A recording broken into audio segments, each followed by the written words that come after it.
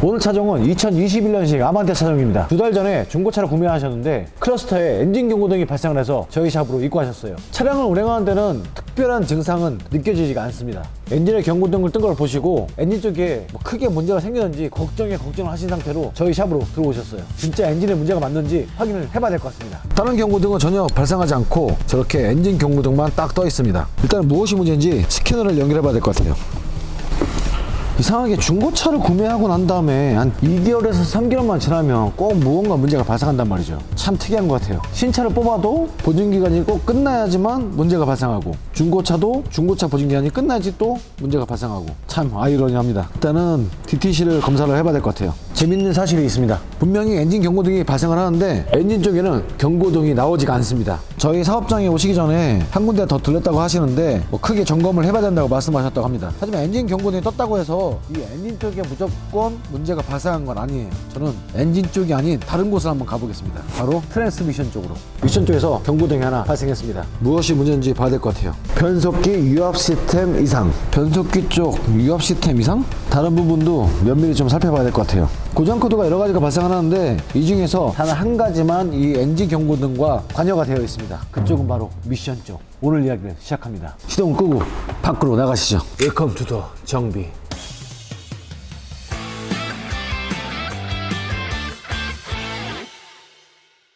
자, 일단은 본닛을 열겠습니다. 하지만 본닛을 여는 것은 오늘 작업하는 거와는 관계가 크게 없어요. 오늘 이 엔진 경고등을 없애기 위해서는 저는 차를 올려서 밑에서 작업을 해야 됩니다. 차량을 올리기 위해서 리프트를 차량에 설치를 해야 되겠죠.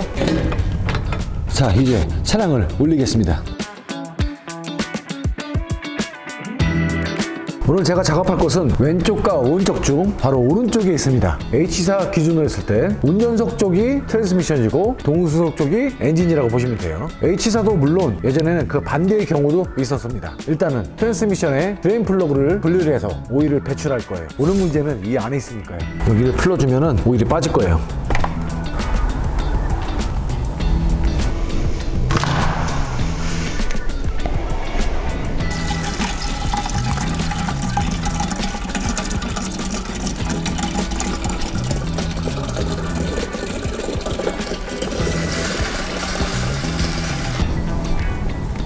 일단은 드레인 플러그를 잠가 놓겠습니다. 이 친구는 지금 조여놔도 돼요. 언더커버도 좀 분리를 해야 되겠네요. 이 언더커버도 충격에 의해서 많이 깨져 있네. 그 다음에 오일팬 볼트들을 모두 다 분리를 해주면 됩니다.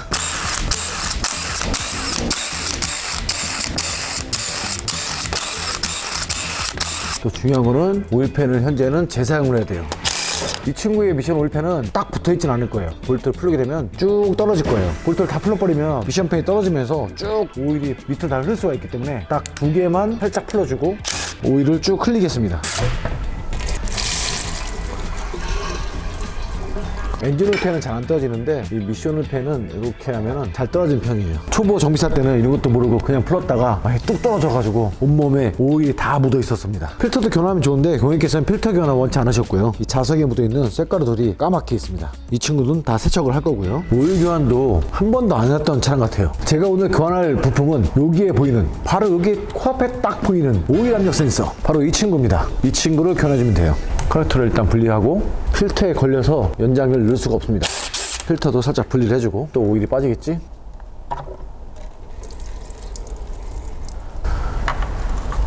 이렇게 되면 뺄 수가 있겠네요. 정말 손으로 살짝 조여질 정도의 아주 작은 토크로 체결되어 있습니다. 이 오일 압력 센서를 뺄 때는 이 압력 센서 앞쪽에도 오링이 장착이 되어 있기 때문에 혹시라도 오링이 같이 잘 빠졌는지 안 빠졌는지를 확인을 꼭 잘 해야 돼요. 혹시라도 저 안쪽에 박혀있는 상태로 신품을 조립하게 될 경우 이 오링이 두 개가 겹쳐서 씹혀서 문제가 발생할 수가 있겠죠. 아직 따끈따끈하네요. 신품 장착하기 전에 조금 세척을 하고 폐유가 어느 정도 많이 자연낙할 때까지 시간을 좀 가져보겠습니다. 그동안 잠시 저는 커피 타임. 자, 이럴 때 커피 광고 받았으면 얼마나 좋아. 커피 광고주님들, 저희는 커피 광고 볼트들은 모두 다 재사용을 해야 되기 때문에 세척을 좀 해야 될 것 같습니다. 아주 짧은 시간만으로도 깨끗해져요. 접촉면도 최대한 깨끗하게 닦아줘야 될 것 같아요. 보풀하기가 나지 않는 천으로 최대한 깨끗하게 닦아주겠습니다. 이 친구가 밸브 바디인데 이걸로 분리해도 오일이 쫙 빠질 거예요. 신품입니다. 자, 이제 신품을 장착하겠습니다. 신품엔 당연히 이렇게 오링이 장착이 되어 있습니다. 아주 작은 토크로 장착이 되어 있었죠. 자, 이렇게 되면 장착은 다 된 겁니다. 오일 필터도 깨끗하게 닦아놨어요. 이 오일 필터에도 이 오링이 2개가 장착이 되어 있기 때문에 씹히지 않게끔 조심해서 장착을 하겠습니다. 살짝 장착해주고 세척을 해놨던 볼트 2개도 체결합니다. 필터 쪽에 장착되는 볼트는 같은 사이즈라고 해도 색깔이 달라요. 그래서 바뀔 일이 없습니다. 이 자석도 다 분리를 해서 깨끗하게 닦아놨어요. 세척을 해놓은 상태예요. 접촉면을 다시 한번 확인하고 접촉면에 오일이 묻어 있으면은 그만큼 또 접촉이 안 될 수가 있기 때문에 최대한 닦아주고 바로 장착을 합니다. 일단은 모두 다 손으로 가채기를 해야 되겠죠. 이 오일팬 쪽은 볼트가 너무 많아.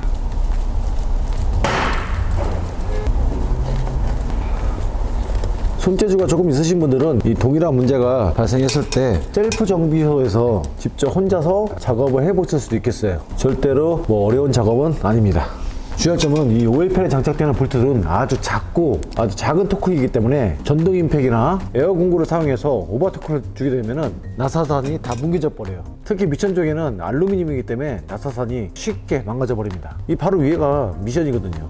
볼트에 맞게끔 토크로 체결하는 게 좋겠죠.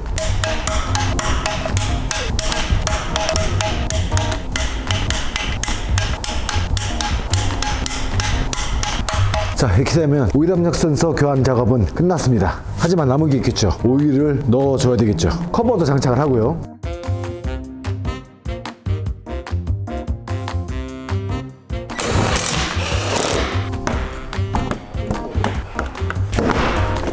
이제 미션을 넣어야 되겠죠. 미션을 주입하려면 이 대왕 주사기가 필요할 것 같아요.